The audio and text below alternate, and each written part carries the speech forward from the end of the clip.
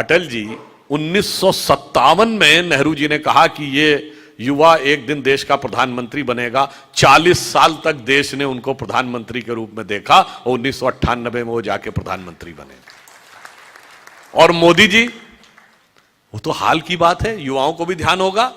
2014 से पहले के वर्ष ध्यान कर लीजिए, 2011, 12, 13, 10, राह चलते किसी आदमी से पूछिए कौन प्रधानमंत्री होना चाहिए, सब कहते हैं तो मोदी जी होने चाहिए। ये कैसे बने? ये दोनों स्वयं सेवक थे। यदि हम कहते हैं कि संगठन व्यक्ति निर्माण करता है, वह चरित्र निर्माण करता है, तो ऐसे व्यक्तियों का निर्माण किया कि संपूर्ण राष्ट्र ने उनसे प्रेरणा ली और उनको अंगीकार किया। तो नेतृत्व हमने खड़ा किया तब वह राष्ट्र उसके साथ आकर खड़ा होता है। यह एक परिवर्तन आता है और इसमें ग्रेजुअल चेंज भी है। पिछले 100 साल की अगर आप इंडियन पॉलिटिक्स का चेंज देखें तो जिसको हम राइट विंग कहते हैं ना, right wing, extreme right wing, fundamentalist, वो हर 20 साल में वो एक्सेप्टेबल हो जाती है और उसके मायने बदल जाते हैं। जैसे मैंने आपको बताया कि लोकमान्य तिलक ने 1905 में जब पूर्ण स्वराज की बात कही तो उनको कहा गया कि एक्सट्रीम राइट विंग की बात कर रहे हैं। अगले 20 साल, 1920 का दशक, तिलक के मित्र गोखले, गोखले के शिष्य गांधी, पूर्ण स्वराज्य का जो समय है वो यथार्थ में बदल गया आंदोलन। अब कांग्रेस के अंदर राइट विंग कौन था? वो थे सरदार पटेल, सी राजगोपालाचारी, मदन मोहन मालवीय, पुरुषोत्तम दास टंडन, के.एम. मुंशी। और 20 साल गुजरे, 1947 आजादी मिली, ये सब के सब सरकार के हिस्से हो गए। अब राइट विंग का प्रतीक कौन था? श्यामा प्रसाद मुखर्जी, दीनदयाल उपाध्याय। और 20 वर्ष गुजरे, 1970 का दशक आया, दीनदयाल जी के नेतृत्व में हम लोगों ने कई जगहों पे एसवीडी गवर्नमेंट्स बना ली। अब राइट विंग का प्रतीक कौन था? अटल बिहारी वाजपेयी जी, जो हिंदू तन मन हिंदू जीवन कविता कहते थे। और 20 साल गुजरे, 1990 का दशक आया, अब अटल जी एक्सेप्टेबल थे। अब राइट विंग के प्रतीक कौन थे? अडवाणी जी।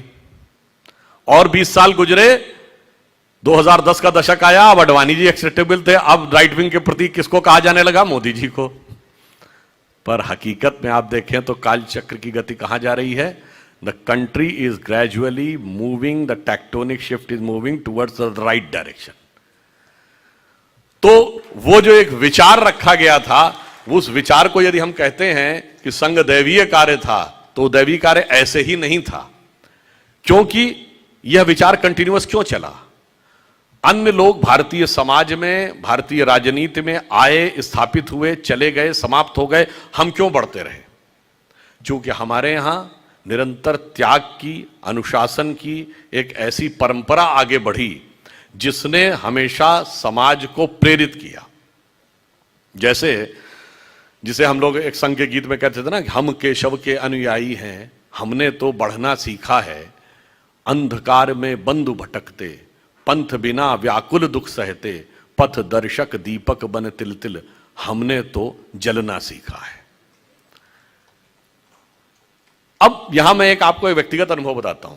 एक बार क्या हुआ कि एक फॉरेन की एक मैगजीन के लोग, देखिए पूर्वाग्रहग्रस्त कैसे होते हैं, वो व्यक्ति मुझसे टकरा गए और कहते हैं मैं संघ के बारे में जानना चाहता हूं और संघ क्या है और भारत में इसका क्या प्रभाव है। तो मैंने उनसे कहा कि ठीक है, मैं आपको भी बताता हूं। तो मैंने उनको बताया, मैंने कहा कि यदि कोई एक संगठन है जिसके कि 30,000 स्कूल हैं पूरी दुनिया में, इसका कोई दूसरा उदाहरण नहीं है, तो वो विद्या भारती है, वो संघ का संगठन है। मैंने कहा यदि सबसे बड़ा छात्र संगठन है विद्यार्थी परिषद, वह संघ का संगठन है। फिर मैंने कहा वनवासी क्षेत्र में वनवासीकरण आश्रम है, सेवा भारती है, भारतीय मजदूर किसान संघ, विश्व हिंदू परिषद के अलावा मैंने बताया भारतीय जनता पार्टी जो आज देश की नहीं विश्व की सबसे बड़ी पार्टी है, उसके अधिकांश नेता स्वयंसेवक हैं, यह संघ का संगठन है। परंतु इसमें जिसको आप सिर्फ राजनीति देखते हैं, दोनों में जमीन आसमान का अंतर है। संघ के लगभग 3200-3300 पूर्णकालिक प्रचारक काम कर रहे हैं और भारतीय जनता पार्टी में मुश्किल से 40-50 काम कर रहे हैं। तो इससे आप समझ लीजिए कि जिसको आप सिर्फ राजनीति देखते हैं, उस पूरी व्यवस्था में उसका हिस्सा क्या है। तो सब कुछ समझने के बाद उसने कहा हाँ बात तो सही है। अब जानते क्या हुआ? जाने के बाद उसने क्या लिखा? उसने मेरा कोट तो यथावत लिखा, फिर क्या लिखा कि RSS has made it's presence in so many sections of the Indian society that it has become a state with in state. अब देखिए किसी भी सकारात्मक चीज को नकारात्मक ढंग से किस ढंग से वो लोग प्रस्तुत करने में लगे रहते हैं, वह विचार दिखाई पड़ता है। और देखिए जो विचार जो उन्होंने रखा विचार, वो किस मामले में बाकियों से डिफरेंट था। मैं विषय को बहुत लंबा करते हुए आपको एक बिंदु की ओर ध्यान देना चाहूंगा। जब उन्होंने कहा कि स्वतंत्रता हो तो वो कैसी हो, यह हमारे माइंड में बहुत स्पष्ट होना चाहिए। पहला विषय यह होना चाहिए कि हम क्या हैं, हमारे लिए स्वतंत्रता क्या है और स्वतंत्रता का स्वरूप क्या होना चाहिए। हम दुनिया के एकमात्र देश हैं, बड़े देश, जिसने आज तक किसी दूसरे देश पर इन्वेजन नहीं किया है। हम दुनिया के एकमात्र देश हैं जो सबसे लंबे समय तक समृद्ध रहे हैं। मतलब अलेक्जेंडर 3rd सेंचुरी में आया था और ब्रिटिशर्स 18th सेंचुरी में आए। दुनिया की बड़ी बड़ी खोजें सिर्फ हमारे ही तरफ होती रही। मतलब मैगलिन हो, वास्को डिगामा हो, कोलंबस हो, सब भारत खोज रहे थे। हम दुनिया के एक और देखिए देश क्या होता है, किसी देश में समृद्धि आती तो आध्यात्मिकता खत्म हो जाती, आध्यात्मिकता आती है तो सांसारिक विकास खत्म हो जाता। पर हम एक ही साथ जगत गुरु भी थे, सोने की चिड़िया भी थे। हम दुनिया के एक ऐसे देश हैं जिसका इतना बड़ा प्रभाव है संस्कृति का, जितना आपको किसी भी दूसरी जगह दिखाई नहीं पड़ेगा। उदाहरण के लिए अभी काशी विश्वनाथ के कॉरिडोर का उद्घाटन हुआ, तो आपको पता है कि जब आप काशी विश्वनाथ में अपना सर श्रद्धा से झुकाते हैं तो श्रद्धा का वह बिंदु सिर्फ काशी विश्वनाथ से नहीं जुड़ता है, उत्तर में अमरनाथ से भी जुड़ता है, दक्षिण में रामेश्वरम से जुड़ता है, पश्चिम में सोमनाथ से जुड़ता है, पूर्व में मल्लिकार्जुन से जुड़ता है, और फिर काठमांडू के पशुपतिनाथ से भी जुड़ता है, पाकिस्तान के कटास राज से भी जुड़ता है। और बहुतों को नहीं पता होगा, जापान में एक देवता है जिनका नाम है डाइकोटुन, वह भैरव के ही एक स्वरूप माने जाते हैं। जापान तक वह प्रभाव नजर आता है। और विश्व की सबसे बड़ी साइंटिफिक डिस्कवरी करने वाली यूरोप की सन लेबोरेटरी की लॉबी में डांसिंग करते हुए नटराज की मूर्ति रखी हुई है, वहां तक जाकर वह प्रभाव दिखाई पड़ता है। और इतना ही नहीं, आप में से बहुत लोग जाके चेक करिएगा कि मंगोलिया में जितनी पुरानी टॉम्ब मकबरे बने हैं ना, इंक्लूडिंग चंगेज खां का मकबरा, उसकी फोटो देखिएगा तो बाहर त्रिशूल भी है और श्रृंगी भी है। क्यों? पूछिए कि पुराने जमाने में मंगोलों का धर्म क्या होता था, तो जिन लोगों ने हिस्ट्री पढ़ी तो कहेंगे तेंद्रिन होता था। अरे तेंद्रिन कुछ नहीं है, तंत्र का ही अपभ्रंश तेंद्रिन है, और तंत्र के देवता शिव हैं, इसीलिए वहां त्रिशूल और श्रृंगी दोनों नजर आते हैं। मैं सिर्फ यह कहना चाहता हूं कि हम जब पूरा प्रभाव देखते हैं तो हमारा प्रभाव कितनी दूरी तक था, कितने प्रभाव तक था, यह हमें समझने की जरूरत है। हम महाराष्ट्र की धरती पर हैं, यहां गणपति की पूजा होती है, पर आपको पता है एक ही देश दुनिया में ऐसा है जिसके करेंसी नोट पर गणपति थे। वो भारत नहीं था, वो था इंडोनेशिया, जो दुनिया का सबसे बड़ा मुस्लिम देश है। तो हमारी संस्कृति का प्रभाव मत संप्रदाय से परे जाकर है।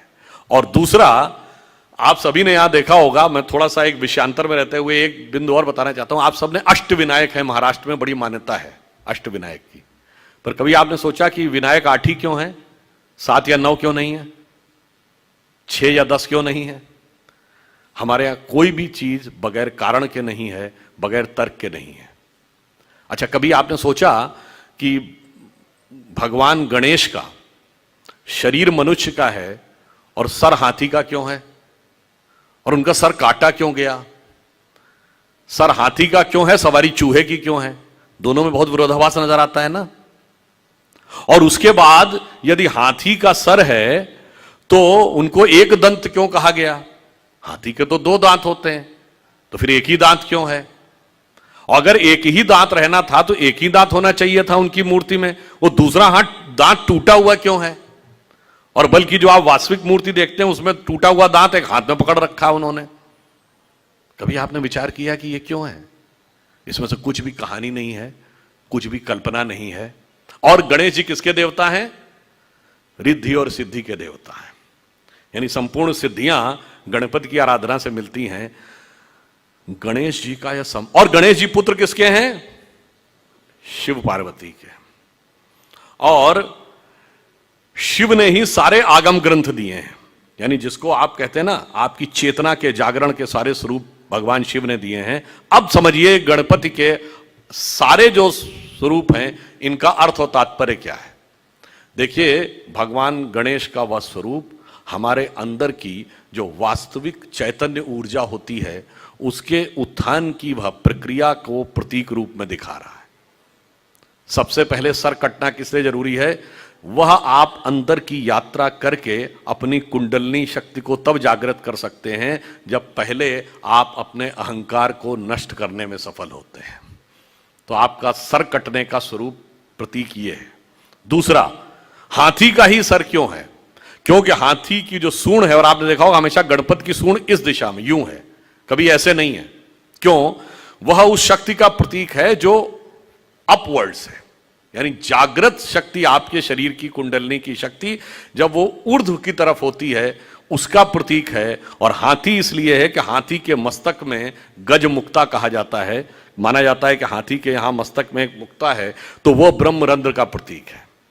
और जब वो मुड़ी हुई सूंड ऊपर है, और चूहे की सवारी क्यों है?